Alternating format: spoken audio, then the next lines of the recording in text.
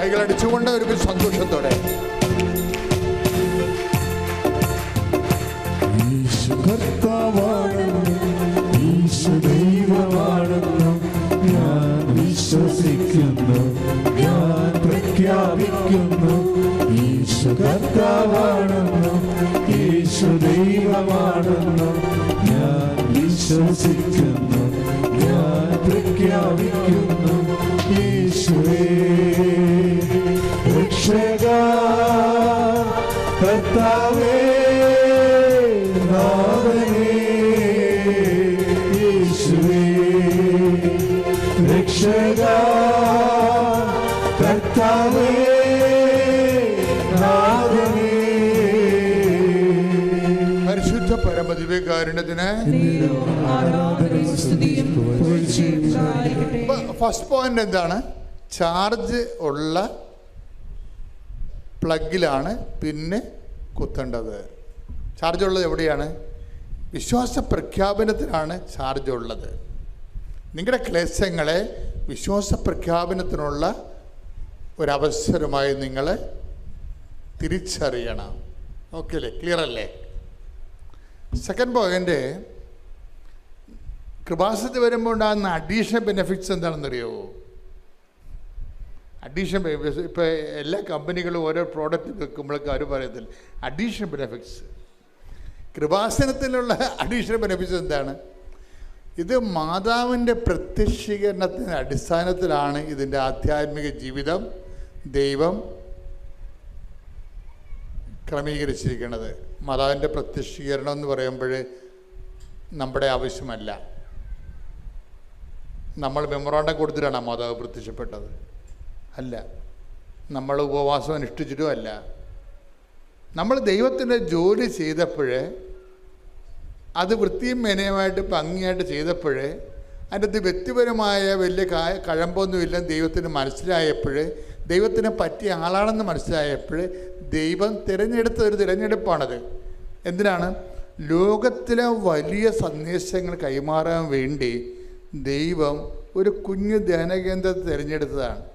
സമയഘടികാരം നെഞ്ചിൽ ചാർത്തി അന്ത്യകാലത്തിൻ്റെ വർണ്ണാഫയിൽ ദുരന്തമുണ്ടാകാൻ പോണ് പ്രാർത്ഥിക്കണം. അത്രേ ഉള്ളൂ. ഒരു 10-30 സെക്കൻഡ് ആണ് ആ പ്രത്യക്ഷീകരണം ഉള്ളത്. 10-30 സെക്കൻഡ്.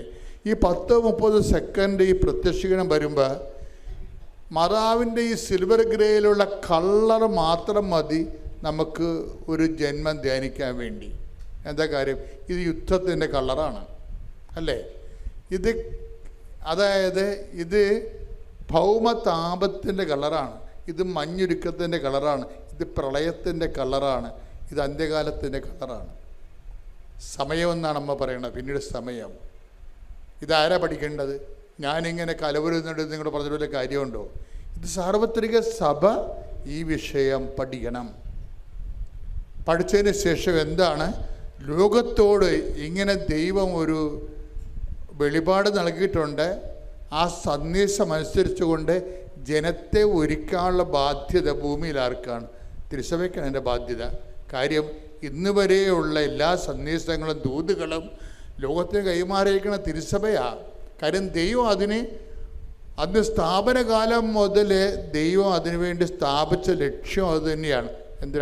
തിരുസഭയുടെ 2 ലക്ഷ്യങ്ങൾ ഞാൻ മനസ്സിലാക്കുന്നത്. ഒന്ന്, ദൈവരഹസ്യങ്ങളുടെ സൂക്ഷിപ്പാണ്. കളങ്കമില്ലാതെ കറയില്ലാതെ ദൈവരഹസ്യങ്ങളെ സൂക്ഷിക്കുക, ദൈവം വെളിപ്പെടുത്തി കൊടുത്തിട്ടുള്ള രഹസ്യങ്ങളെ. രണ്ടാമത്, അതാത് കാലത്ത് ദൈവം വെളിപ്പെടുത്തുന്ന രഹസ്യങ്ങളെ കാലത്തിൻ്റെ ചുവരെഴുത്ത് പോലെ വായിച്ച് വ്യാഖ്യാനിച്ച് ജനതയെ ദൈവത്തിൻ്റെ ഇഷ്ടത്തിലേക്ക് നയിക്കുക. അതിനുള്ള കഴിവ് സഭയ്ക്കുണ്ടാകട്ടെ എന്ന് പ്രാർത്ഥിച്ചുകൊണ്ട് സ്തുതിക്കട്ടെ. ഹല്ലേലൂയ.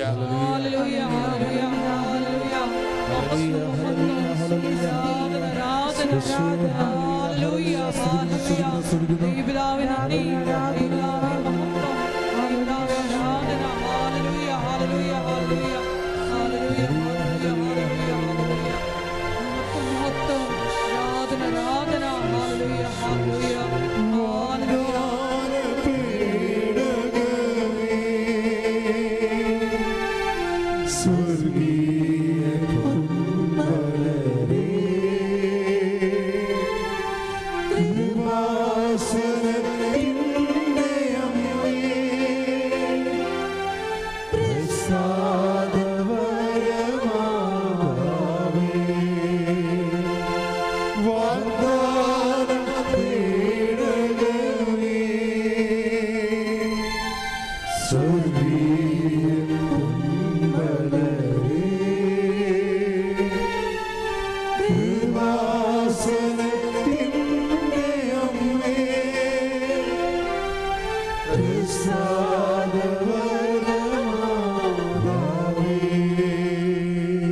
പരിശുദ്ധ പരമദിവ്യകാരുണ്യത്തിന് ആരാധനയും സ്തുതിയും പുകഴ്ചയും ഉണ്ടായിരിക്കട്ടെ. രണ്ടാമത്തെ പോയിന്റ് അച്ഛൻ പറഞ്ഞത് എന്താണ്? മരിയൻ അമ്മമാതാവിൻ്റെ ഈ പ്രത്യക്ഷീകരണം നമ്മുടെ വിഷയത്തേക്കാൾ ഉപരി ദൈവത്തിൻ്റെ വിഷയമാണ്. ഈ സന്ദേശം കൈമാറേണ്ടതും സന്ദേശം അനുസരിച്ചുകൊണ്ട് ജീവിതം ക്രമീകരിച്ച സന്ദേശത്തിൻ്റെ യോഗ്യമായ ഒരു സന്ദേശ പങ്കാളിയായി ഉടമ്പടി ജീവിതം നമ്മളെ ശരിക്കും പരുവപ്പെടുത്തുന്നുണ്ട്. ഞാൻ ഇപ്പോഴേ എൻ്റെ പ്രാർത്ഥനകളുടെ ഇപ്പം നിങ്ങളെ കാണുമ്പോഴൊക്കെ ഞാൻ പ്രാർത്ഥിക്കുമ്പോൾ പണ്ട് എൻ്റെ അടുത്ത് വന്നിട്ടുള്ള ആൾക്കാരുടെ അടുത്ത് പ്രാർത്ഥിക്കുമ്പോൾ അവിടെ തലയിലൊക്കെ കൈവച്ച് കഴിഞ്ഞാൽ ഞാൻ 10 മിനിറ്റൊക്കെ പ്രാർത്ഥിക്കുമായിരുന്നു. ഇപ്പോൾ ഒരു 5 സെക്കൻഡേ പ്രാർത്ഥിക്കത്തുള്ളൂ.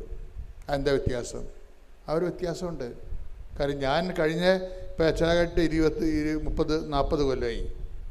അപ്പോൾ കഴിഞ്ഞ കാലങ്ങളിൽ എത്രയോ ഞാൻ 87 മുതൽ ജനങ്ങളിങ്ങനെ പ്രാർത്ഥിക്കാൻ വന്നതാണ്.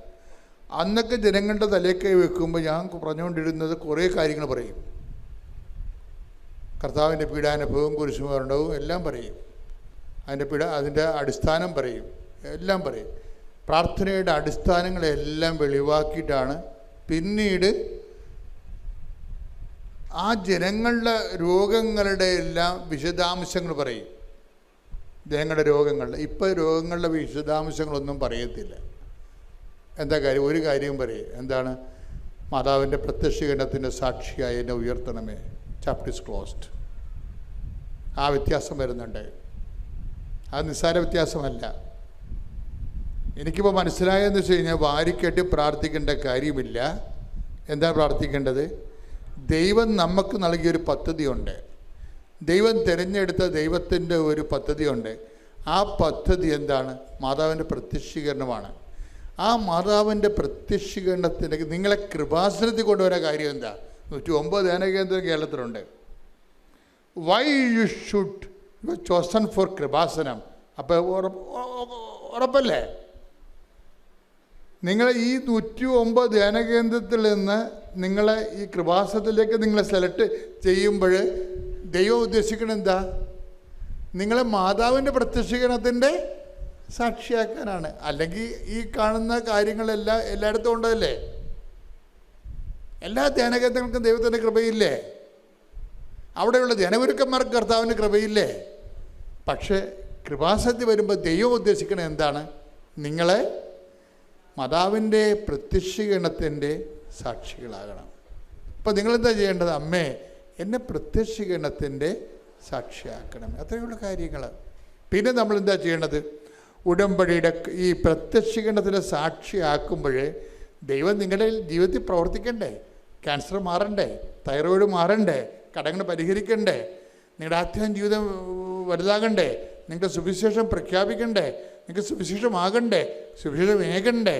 ദൈവത്തിൻ്റെ സ്വന്തം പൈതലാകണ്ടേ? അപ്പം അങ്ങനെ വരുമ്പോൾ അതിനാണ് ദൈവം എന്താ പറഞ്ഞിരിക്കുന്നത്? അവൻ പറയണത് പോലെ ചെയ്യുക. അപ്പം അവൻ പറയണ പോലെ ചെയ്യാൻ നമുക്ക് നോട്ട് തന്നിട്ടുണ്ട്. എന്നെ പ്രത്യക്ഷീകരണത്തിൻ്റെ സാക്ഷിയായി ഉയർത്തിയതിന് അമ്മ മാതാവിനും ഈശോ കുമാരനും നന്ദി പറയുന്നു. എൻ്റെ പേര് ജെസ്സി. ഞാൻ ബാംഗ്ലൂരിൽ നിന്ന് വരുന്നു. ഇതെൻ്റെ 3ാമത്തെ സാക്ഷ്യമാണ്. ഞാൻ 2023 ഫെബ്രുവരി 17 എൻ്റെ ആദ്യം ഉടമ്പടി എടുത്തത്. അതിനുശേഷം 2 പ്രാവശ്യം ഞാൻ സാക്ഷ്യം പറഞ്ഞിരുന്നു. ഇതെൻ്റെ 3ാമത്തെ സാക്ഷ്യമാണ്. എൻ്റെ ഈശോയുടെയും അമ്മ മാതാവിൻ്റെയും ഒരു വലിയ സംരക്ഷണത്തിൻ്റെ ഒരു സാക്ഷ്യമാണ് ആദ്യം പറയാനുള്ളത്. കഴിഞ്ഞ ഡിസംബർ 25 ക്രിസ്മസ് പാതിര കുർബാനയിൽ ഞാൻ പങ്കെടുത്ത ശേഷം പള്ളിയുടെ വെളിയിൽ സ്റ്റെപ്പിൽ ഇരിക്കുമായിരുന്നു. അത് ഞാൻ ഇരുന്നത് ഒരു അണലിപ്പാമ്പിൻ്റെ മുകളിലാണ്. അത് അറിഞ്ഞില്ല. ഞാനും എൻ്റെ കുട്ടികളും തൊട്ടടുത്തായിട്ടാണ് ഇരുന്നിരുന്നത്. ഒരു 20 മിനിറ്റോളം ഞാൻ ആ സ്റ്റെപ്പിൽ ഇരുന്നു. പക്ഷേ പാമ്പിൻ്റെ യാതൊരു കടിയോ അതിൻ്റെ യാതൊരു ശല്യവും എനിക്ക് ഉണ്ടായില്ല. ഞാൻ എഴുന്നേറ്റിന് ശേഷമാണ് ഞാൻ അറിയുന്നത് ഞാനൊരു പാമ്പിൻ്റെ മുകളിലാണ് ഇരുന്നത്. അതൊരു വലിയ അനുഗ്രഹമാണ്. മാതാവിൻ്റെ ഒരു സംരക്ഷണം എപ്പോഴും എൻ്റെ കൂടെ ഉണ്ടെന്നുള്ളൊരു വലിയ തെളിവാണ്. ഞാൻ എപ്പോഴും എവിടെ പോയാലും എൻ്റെ കൂടെ കാശ് രൂപം എൻ്റെ കൂടെ കാണും, എപ്പോഴും എൻ്റെ കഴുത്തിൽ അതുണ്ടാവും. ആ സംരക്ഷണമാണ് എന്നെ അതിൽ നിന്നും കടിയിൽ നിന്നും എന്നെ മാറ്റി നിർത്തിയത് എന്നാണ് ഞാൻ പൂർണ്ണമായി വിശ്വസിക്കുന്നത്. ഈശോയ്ക്കും അമ്മയ്ക്കും 1000 നന്ദി.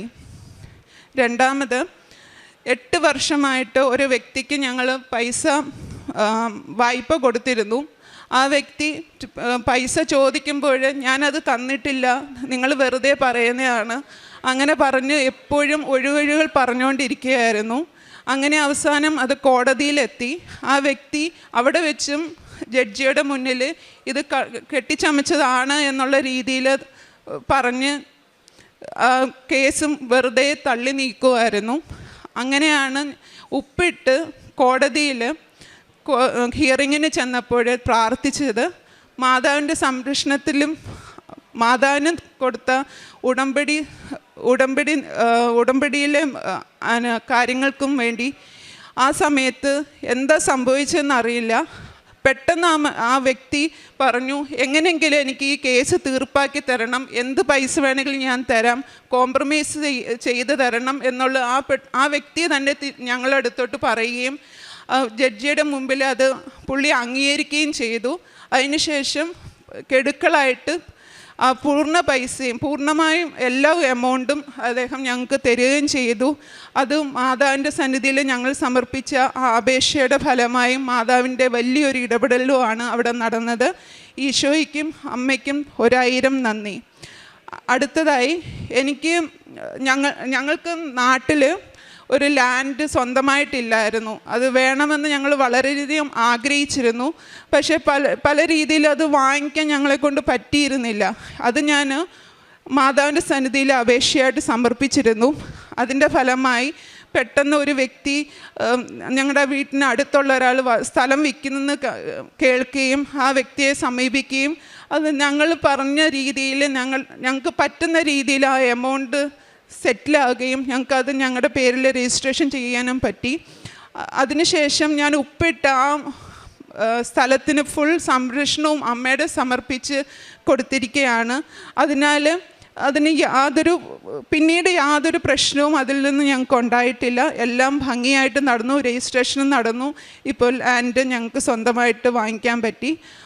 നാലാമത്, ഞാനൊരു കമ്പനിയിൽ വർക്ക് ചെയ്യുമായിരുന്നു. അവിടെ നിന്ന് മറ്റൊരു കമ്പനിയിലോട്ട് മാറിയപ്പോൾ PFൻ്റെ അക്കൗണ്ട് ട്രാൻസ്ഫർ പല കാരണങ്ങൾ കൊണ്ട് എപ്പോഴും റിജക്റ്റ് ചെയ്യുകയാണ്. എന്തെങ്കിലും ഒരു വാല്യൂ ശരിയല്ല, ഏതെങ്കിലും ഒരു ഡീറ്റെയിൽസ് നിങ്ങളുടെയും ഇപ്പോഴത്തെ ഉള്ള PFൻ്റെയും പഴയ PFൻ്റെയും മാച്ച് ആവുന്നില്ല, ഇങ്ങനെ പല കാരണങ്ങൾ പറഞ്ഞ് എപ്പോഴും റിജക്റ്റ് ചെയ്തുകൊണ്ടിരിക്കുകയായിരുന്നു. അത് ഞാൻ മാതാവിൻ്റെ സന്നിധിയിൽ അപേക്ഷയായിട്ട് സമർപ്പിച്ചിരുന്നു.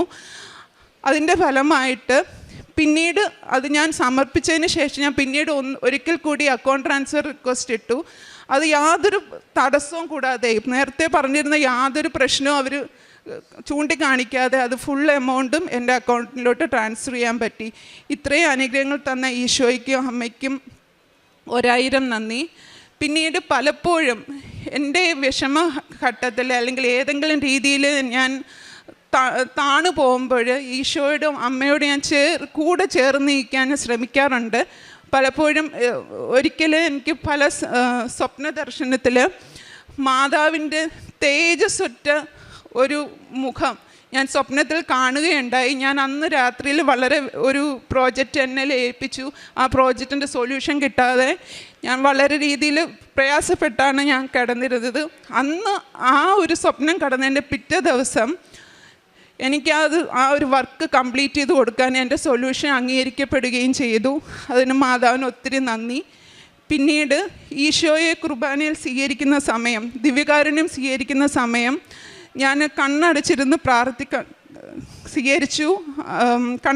പ്രാർത്ഥിച്ചപ്പോൾ എനിക്ക് ഉണ്ടായ ഒരു അനുഭവം എന്ന് വെച്ചാൽ ഈശോയുടെ സ്വരം എന്നിൽ നിന്ന് കേൾക്കുകയാണ്. നിന്നെ ഞാൻ എൻ്റെ രക്തം വില കൊടുത്ത് വാങ്ങിയതാണ്.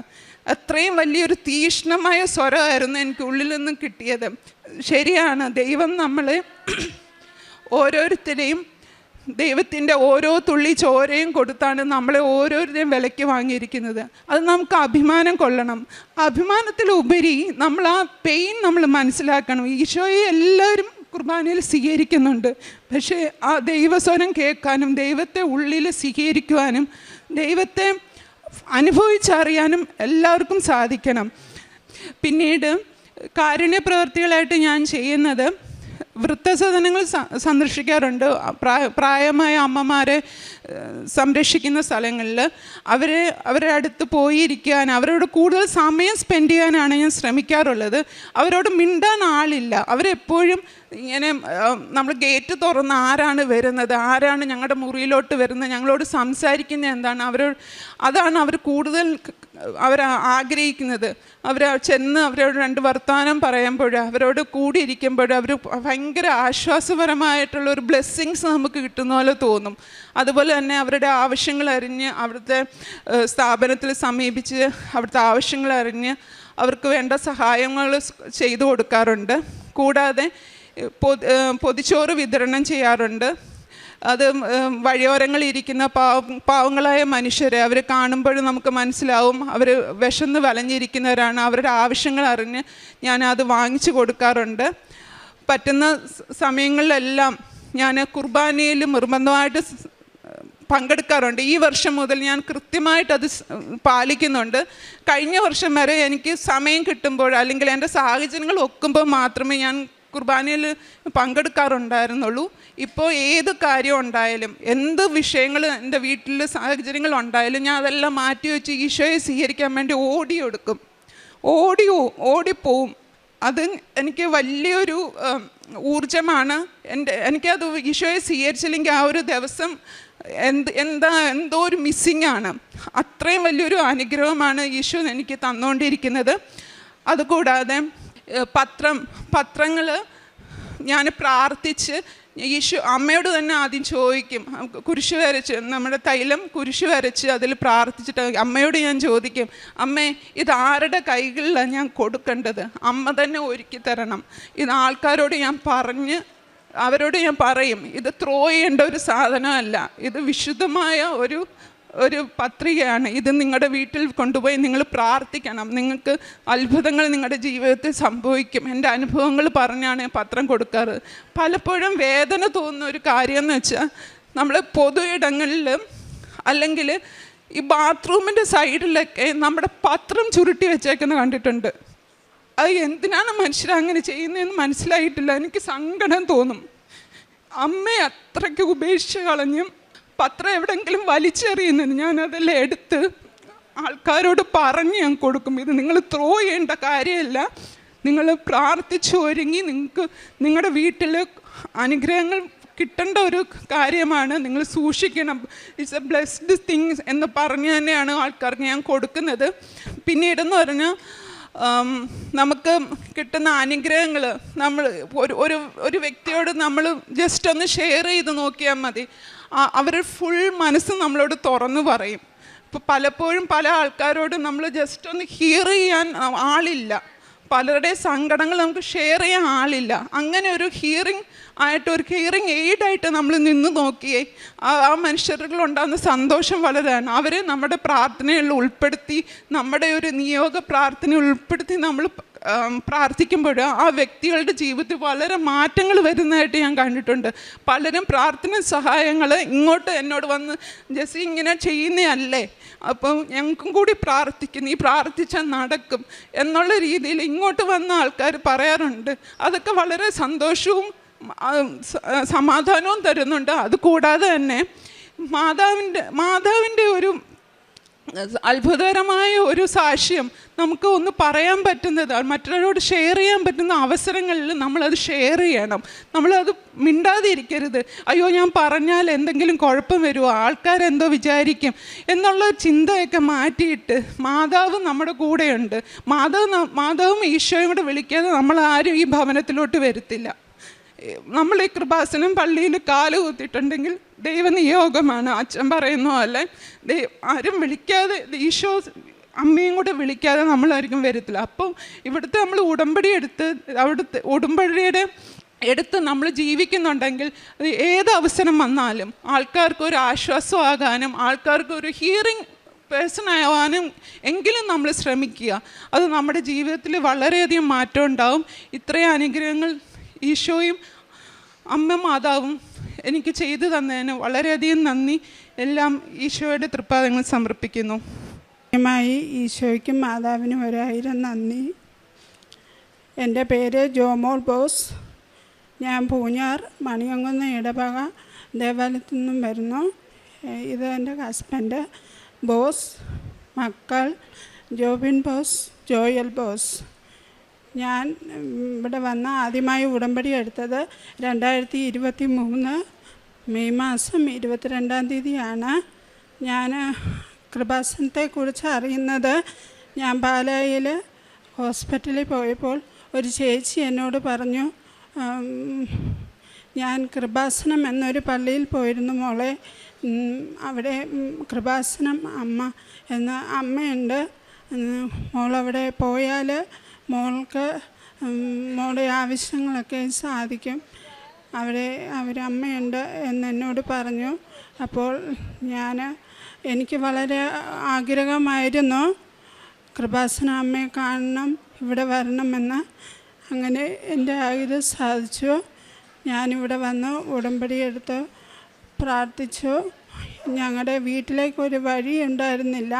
10 വർഷമായി ഞങ്ങൾ സ്ഥലം വാങ്ങിച്ചിട്ട് ഞങ്ങൾക്ക് വീട്ടിലേക്കൊരു വഴിയില്ലാതെ ഭയങ്കര ബുദ്ധിമുട്ടായിരുന്നു.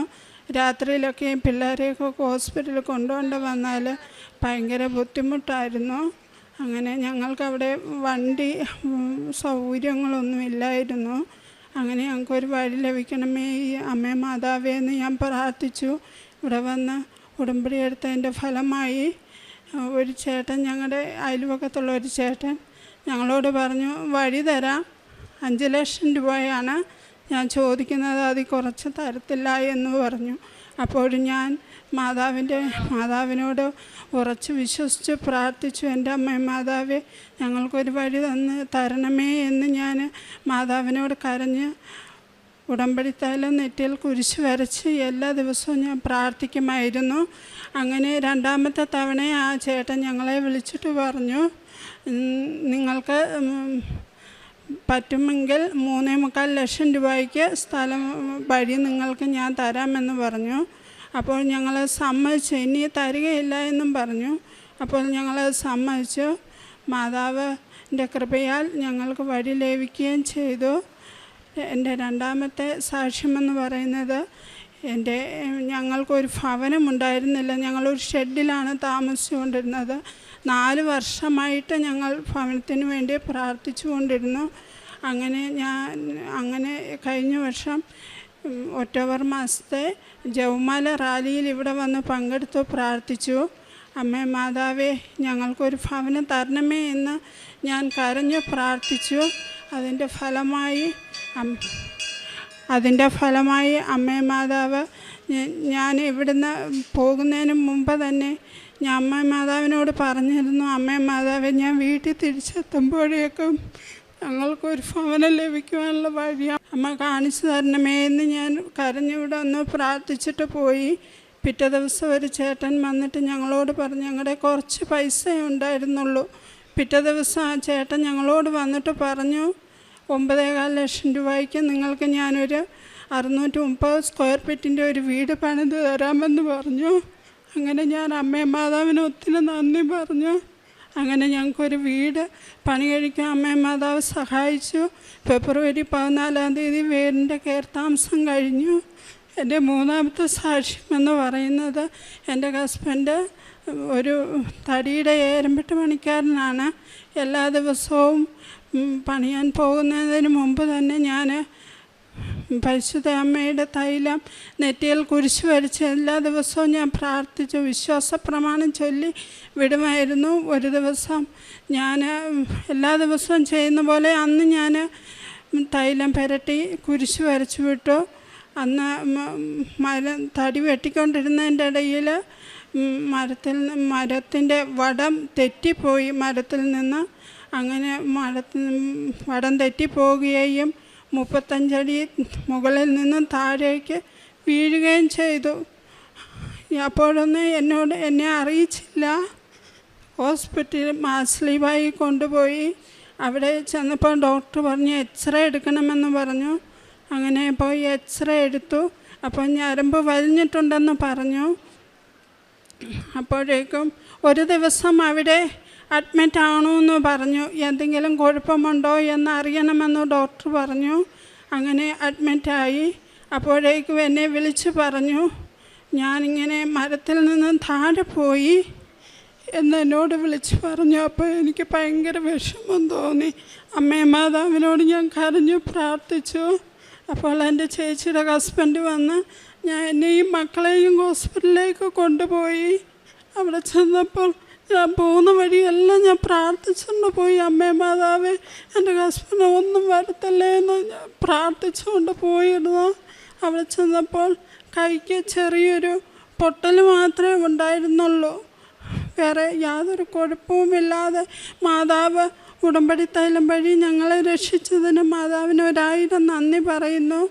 പിന്നെ എൻ്റെ കാരുണ്യ പ്രവൃത്തി എന്ന് പറയുന്നത്, ഞാൻ ഇവിടെ വരുമ്പോഴൊക്കെയും ഞാൻ കൃപാസന പത്രം വാങ്ങിക്കൊണ്ട് പോയി ഞാൻ ബസ് സ്റ്റാൻഡുകളിലൂടെയും റോഡുകളിലൂടെയും എല്ലാം കൊടുക്കുമായിരുന്നു. അങ്ങനെ ഞാൻ ഓഫനേജറി എന്നെക്കൊണ്ട് പറ്റുന്ന സഹായം ഞാൻ ചെയ്തു കൊടുക്കും എല്ലാവർക്കും. പാവങ്ങളെ ഞാൻ എല്ലാ വിധത്തിലും എന്നെക്കൊണ്ട് പറ്റുന്ന രീതിയിൽ ഞാൻ സഹായിക്കും. എൻ്റെ ആത്മീയമായ വളർച്ചയെന്ന് പറയുന്നത്, ഞാൻ അരമണിക്കൂർ ബൈബിൾ വായിക്കും, അരമണിക്കൂർ കൊന്ത ചൊല്ലി ഞാൻ എല്ലാ ദിവസവും പ്രാർത്ഥിക്കാറുണ്ട്. ഞാൻ പറ്റുന്ന ദിവസങ്ങളിലൊക്കെയും ഞാൻ വിശുദ്ധ കുർബാന പോകാറുണ്ട്. ഇത്രയും അനുഗ്രഹം തന്ന അമ്മ മാതാവിന് 1000 നന്ദി പറഞ്ഞ് ഈശോയും അമ്മ മാതാവ് ഞങ്ങളെ രക്ഷിച്ചതിന് ഇനിയും ഉടമ്പടി ജീവിതത്തിൽ മുമ്പോട്ട് പോകുവാൻ എന്നെ അനുവദിക്കണമേ. അമ്മ മാതാവേ, ഈശോയും എന്നെ സഹായിക്കണമേ എന്ന് പ്രാർത്ഥിച്ചുകൊള്ളുന്നു.